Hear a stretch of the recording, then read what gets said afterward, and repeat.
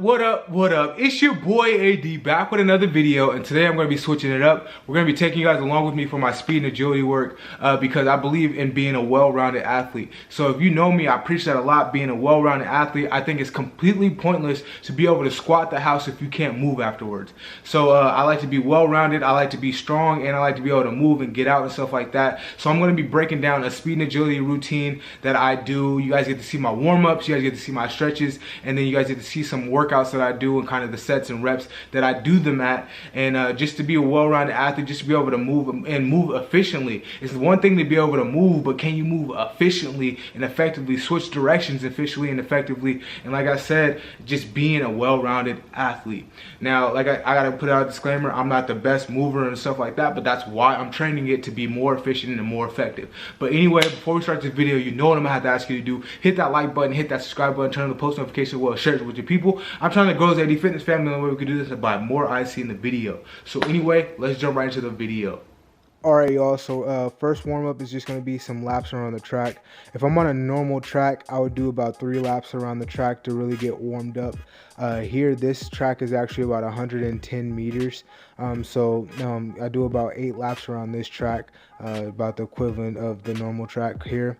As you guys can see, this is just a slow jog. This is nothing to, like, you know, all out pace mile or anything like that. This is just something to get your blood flowing before you start doing the dynamic stretching next. So this is just 1 lap out of the 8 that I've done to warm up. Next up, we got dynamic stretching right here. So we're doing some quad pulls, just bringing the heel up to your gluteus maximus as far as comfortable. You don't have to try to break your leg to bring it up, but just enough that's comfortable, you feel a stretch. Now we got some knee high pulls right here. This is just working on the glutes, trying to get the glutes a little bit more activated right here, as well as a little bit of the top of the hamstring.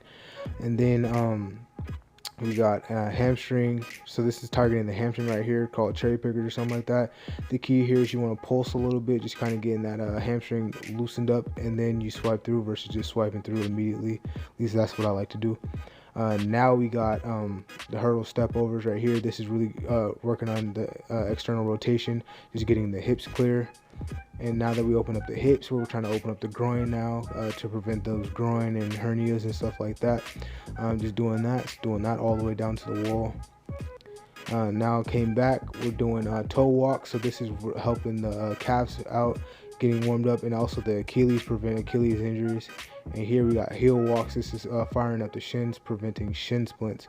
A lot of people that run track know about shin splints, so this right there helps. And then now you just got these right here. The key here is I'm not very flexible, but I was putting pressure on that knee because you want to try to sit down with that knee, kind of like a crisscross applesauce, that nature.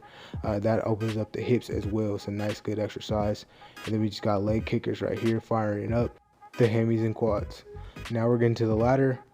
You got right here, this is just singles, working on getting every foot in each hole, and then getting out at the end. So now we got doubles as you go in there. So that, now you leave with your left foot, now you gotta leave with your right, or vice versa, however you see it on the camera. And then now we just got some side steps right here, just working on getting right. I need to really work on pumping my arms a little bit more. They're moving, but they're not like just going. I need to work on pumping my arms more. Now we just got some in and out step ups right here. You guys can see right here, I need to work on getting my legs up a little bit more because they're kind of just going, like, trying to get each one. I need to make it like more knee drive in this. So now we got just the Icky Shuffle, or whatever you call them in your neighborhood. But this is just really working on getting the feet in and out right here. This is one of my favorite. And then we just got side shuffles.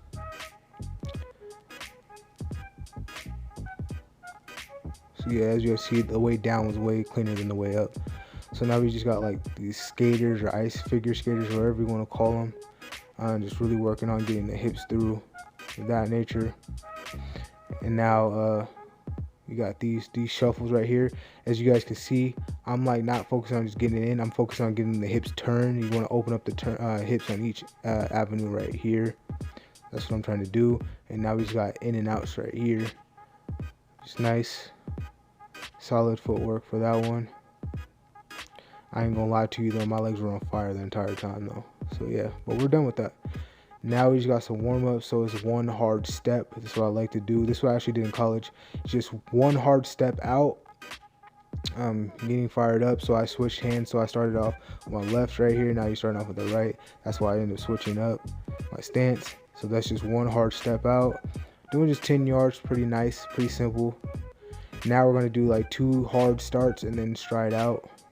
So 2 hard steps. I did like 4, but this wasn't, you're not supposed to be 100%, just like 2 hard steps, and then you basically shut it down. So you guys get to see right here. 2 hard step, so it's like shut it down, let it coast. Now this is where you start getting about, 80, 90%, 95%, 100%, however you feel. Like if you feel like you're still a little bit sore, you can do these again, down and back. If you feel like you're ready to go, you can just do these, but I did these about 95%. This is about 95% of what I had. Was like I said, my legs are a little bit fried from the ladder work, but it is what it is. Still gotta get this working. Started off a little bit further down because I knew I had to stride out, and wow, right there we're going to state. So the first off, I'm just doing a falling start, working on getting that foot up and over the hurdle and then back down to work off the dry face and push. So you guys just see 3 of these. I end up doing about 8 sets of each, so I do 4 legs one way, 4 the other. Now we got the 20-yard shuffle, just working on it right here, just working on changing direction, getting there, getting back, getting there, turning, getting back. That's what it is. It's all about right here. Bang, bang. That was a decent set. Show you guys one more time. Bang, bang. So that last one was a good one where I didn't hop. That was a good one right here. Now I'm working on planting. So like you said, you could jump, plant, go. So it's not like a jump, plant, and go immediately. You want to stick it, then go. So like that. It's a beautiful one. Jump, stick, go.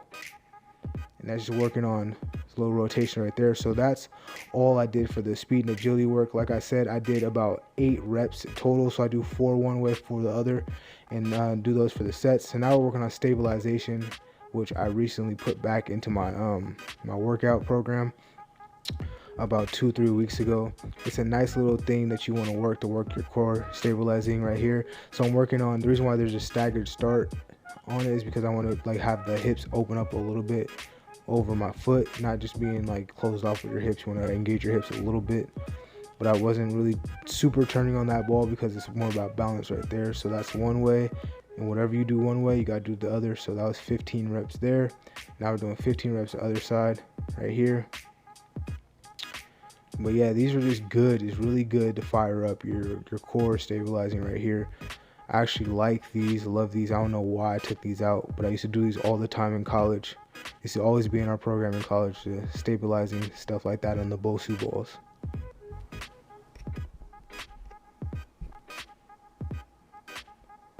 All right, so now we're done with that. That's 15 sets. I do first off, we're going to do some passes, but before I do the passes, I like to stabilize on each leg for 30 seconds a piece. So I do that for 4 rounds each leg, but I just didn't think it would be interesting to put it in the video to see me stand there for 30 seconds with each leg without doing anything. But I do that once I pass that for 30 seconds. So if I have to tap the ball, I start over. So it's 4 sets each leg, and then I do the passes. The passes really throw me off, so that's why you guys see I have to keep tapping, but that's something I'm working on right here. I'm trying to get 6 passes each leg without tapping, but I couldn't, so this is just the best set I had. So now we're doing some conditioning at the end. This is my 5th and 6th set. So I didn't want to put everything in here, but this 5th and 6th set of my conditioning right here. I'm just doing some suicides. I set my suicide counter up for 28 seconds on, 45 seconds off. So this is my 5th and my 6th set right here. I didn't want to do when I'm fresh. I want to show you guys what I look like when I'm burnt out, and yeah. So right here. So right now I'm making good time though. So as you guys see right here, I'm making it in time, right on time. Tell you guys I got one more right here. I'm gassed, I ain't gonna lie to you though. But after that, here's the last one, the 6th and final set of my conditioning, showing you guys everything I got left in the tank. and that head is bobbing back and forth, you know gas is on E right here. But anyway, this is just good, fun, clean stuff that I do, like conditioning afterwards, just to you know, keep the heart rate up, just keep everything good, keep my conditioning up. I love doing that after speed and agility. So that is what I did for the day, and now I'm laying down because I'm gassed. All right, y'all, so now that you guys are back, I will say I'm pleased with the overall session. It was a good session overall. It could be more efficient. It could be more effective. For example, when I was doing the 20-yard shuttle, you guys can see that you guys probably didn't really catch that. But in some of the movements when I went to stop and turn, I would do a baby hop into the transition before I touch the line and go. I need to work on really stopping, being able to stop on a dime, touch the line and go. When you make a stop versus a hop, you have more contact with the ground, which means you have more time to be athletic. When your feet are in the air, that's less time that you have contact to push off, to make different movements, just to be an athletic thing. So you actually want to get your feet down quickly on those turns, stop, one, two, go, and then go, versus having to stop, baby hop, touch the line, then go. Those are just different things that you notice when you're going back through film and stuff that you might have not even caught, that it can make movements more efficient. Like there's some movements where I did get to the line, stop, touch, go, and the other ones where I had to stop, hop, did a baby hop, and then went. So you guys can see that those turnaround times were just maybe fractions of a second that didn't mean much psychologically to you, but they mean a lot in just efficient movement, especially if you're in sports and stuff. That half a second, that nanosecond could be the difference between first place finish, second place finish, or it could be a difference between making that tackle and missing that tackle. So it's just different things of that nature, you know, crossing somebody up or not crossing somebody up, or recovering on defense, or whatever your sport is, or whatever, or just everyday things. You want to be more efficient in it. So those are just examples of why you do these and you get more efficient at it. It just gets better. And that's also why stabilization as well, that I added at the end, and I do that after I'm fatigued, is because you want to be more stabilized with your core, because your core is your foundation. You have, the more stable your core is, the more stable your foundation is, the better the building block behind it gets. And you do that, it makes everything more efficient. It makes your squat go up, it makes your bench go up, it makes your deadlift go up when you have a stronger core. It makes running easier, it makes stopping and going easier, it makes everything just a linear progressions in going different ways. It makes your drive phase easier when you have a good solid core, and on top of working on just the efficient movements and stuff. So overall, it was a good session. I hope you guys took something out of it. But anyway, we're going to be doing these more often, because I always show you guys, like, you know, the legs, I show you guys, you know, the chest workout, the back workout, but I never really emphasize the other portions of the exercises and stuff like that I do. And I want to really do that, show you guys, and I want to show you guys how I progress too as well. You guys get to see this video, and then maybe later on down the road, 6 months down the road, I post another one and you're like, whoa, like he's moving way better now, like his transitions are way cleaner now, his footwork is way smoother now, his speed on this is way better. So overall, as I grow, I hope you guys grow with me. But that's all I have for today. I hope you guys enjoyed the video. But before we leave, you know what I'm gonna have to ask you to do. Hit that like button, hit that subscribe button, turn the post notification bell, share it with your people. I'm trying to grow this 80 Fitness family, and the way we can do that about more I see in the video. But anyway, I'll see you guys next week. Peace.